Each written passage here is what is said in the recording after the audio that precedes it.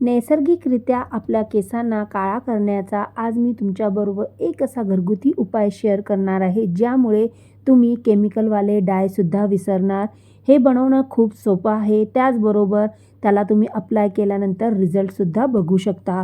चला मग वेळ न घालवता आता हे रेमेडी कशी तयार करायची चला बघूया.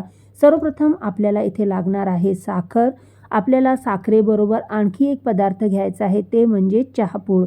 आता हे दोन्ही आपण इन्ग्रेडियंट्स घेतलेली आहेत. आता ह्या दोन्ही इन्ग्रेडियंट्स बरोबर आपल्याला आणखी एक उपयोगी लागणार आहे घटक, तो मी तुम्हाला पुढे सांगणार आहे. तोपर्यंत तुम्ही माझ्या चॅनलवर नवीन असाल चॅनलला नक्की सबस्क्राईब करा. व्हिडिओ आवडला तर व्हिडिओला लाईक करायला विसरू नका आणि अखेरपर्यंत माझ्या व्हिडिओमध्ये माझ्याबरोबर राहावा.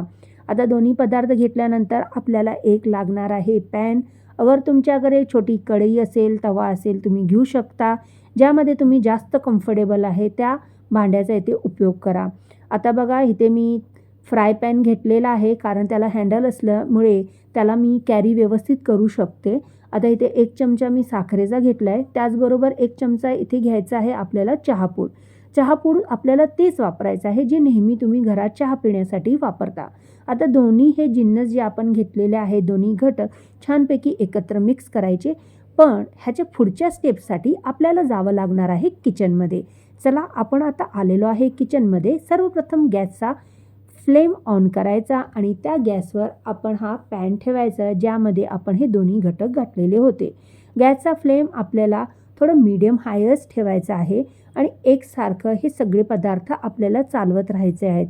जोपर्यंत साखरेचं ह्यामध्ये पाणी सुटत नाही तोपर्यंत हे छानपैकी आपल्याला परतत राहायचे आहेत, मिक्स करायचे आहेत.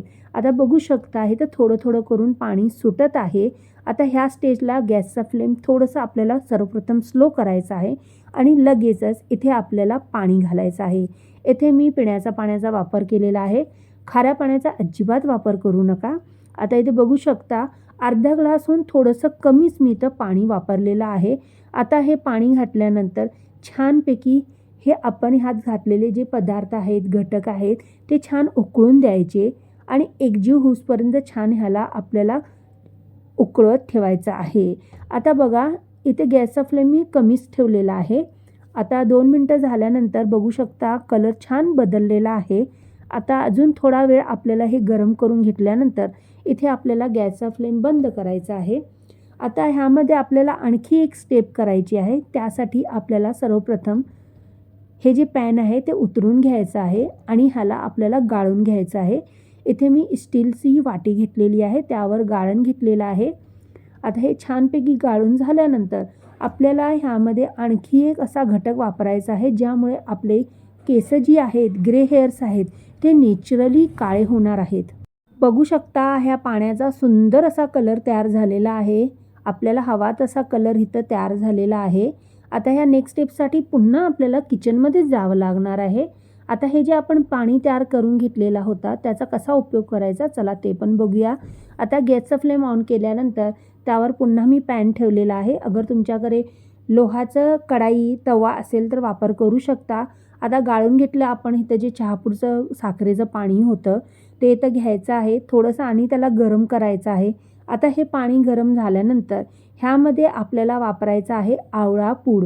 आता बघा इथं आवळा पूड आपण घेतलेली आहे. आवळाचा हा पावडर तुम्हाला इझिली बाजारात अवेलेबल होईल, पण इथे आपल्याला 1च चमचा वापरायचा आहे, कारण आपल्याला ग्रे हेअर्स, व्हाईट हेअर्स जे आलेले आहेत फक्त त्याचा टचअप करायचा आहे.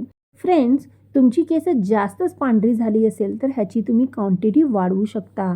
माझे थोडेसेच केस म्हणजे जे आहेत ना पांढरे झालेत, ग्रे हेअर झाले, फक्त त्याच्या टचअपसाठी मी एवढंसच इथे बघा तयार केलेलं आहे हे मिश्रण.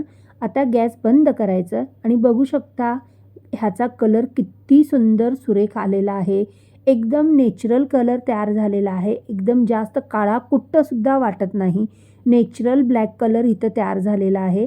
ह्याला तुम्ही छानपैकी तुमच्या केसांच्या मुळांना, जिथे जिथे तुमची केस पांढरी झालेली आहेत, ग्रे हेअर झालेले आहेत, तिथं तिथे वापर करा आणि एक मिनिमम अर्धा तास ठेवा. नंतर आवडत्या शॅम्पूने वॉश करा.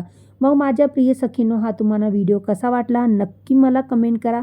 भेटूया अशाच प्रकारच्या नवनवीन व्हिडिओमध्ये. तोपर्यंत धन्यवाद.